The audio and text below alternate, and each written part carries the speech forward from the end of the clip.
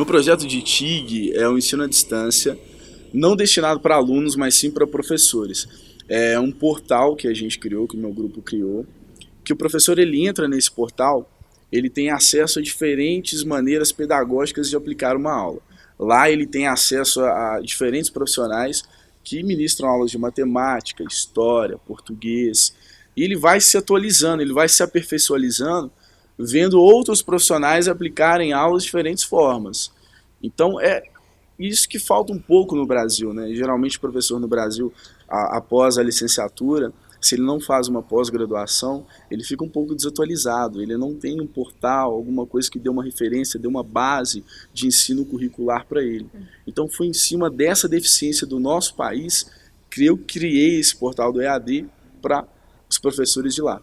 O portal foi criado na plataforma Wix, se eu não me engano, e são várias grades. Se a gente acessa o site, você tem as aulas que o professor vê, diferentes profissionais dando aula. Tem um projeto que no Brasil a gente tem aí na Igreja Católica a campanha da fraternidade, que é toda a instituição da Igreja Católica, ela se une em prol de um tema e elabora diferentes projetos ao longo do ano em relação a esse tema. No site tem um projeto de educação onde todas as escolas, é uma proposta nossa, todas as escolas do Timor-Leste se envolveriam nesse tema e abordariam esse tema de diferentes maneiras, né? E alunos, professores e toda a direção, toda a base escolar se envolveria nesse tema, que é o que falta também no nosso país, né?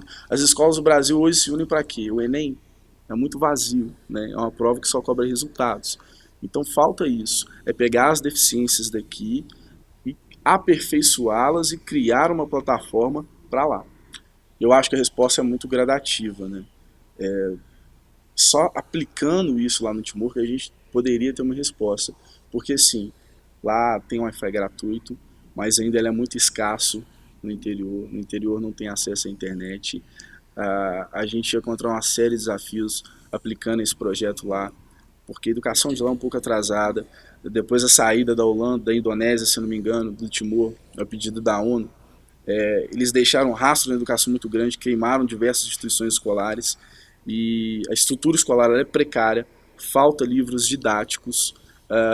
Para se ter ideia, quando os professores brasileiros chegaram no Timor com o projeto da CAPES em 2007, se eu não me engano, a primeira coisa que eles tentaram mudar na educação era o uso que os professores timorenses usavam da palmatória. Eles puniam o aluno com a palmatória. Então você trazer uma plataforma digital para lá, eu acho que a resposta seria gradativa, seria um desafio muito grande. Mas assim, a gente vive no mundo tecnológico, né? E a gente tem que adiantar alguns processos. O ensino à distância no Brasil, por exemplo, muito se engana quem pensa que ele começou nos anos 2000.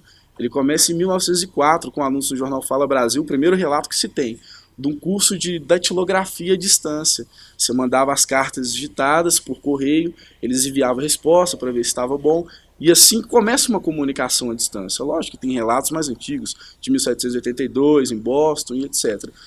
E no Timor a gente não podia começar um EAD com curso de datilografia enviando pelos correios, porque a gente já vive numa era tecnológica, mesmo o Wi-Fi sendo escasso lá, existe acesso à internet, e impulsionar os professores para um outro campo de conhecimento. A principal dificuldade é implantar isso em uma educação escassa, né?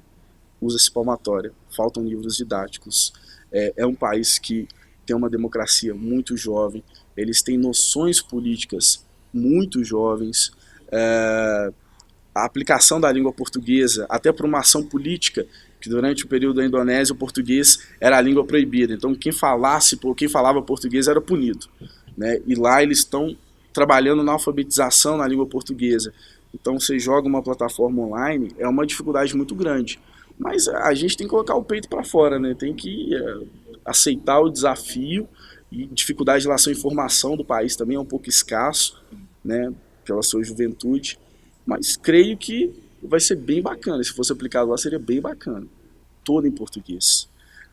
O teto, eu diria que o teto é uma língua social, o timorense ele gosta de falar o teto, mas a língua oficial, isso é uma imposição do Estado, ela é o português, e os alunos estão sendo alfabetizados na escola não com o teto, com o português. Então a plataforma ela segue também um projeto político, porque a gente está se tratando de educação. E a educação anda lado a lado com os interesses políticos. Então a plataforma é toda em português.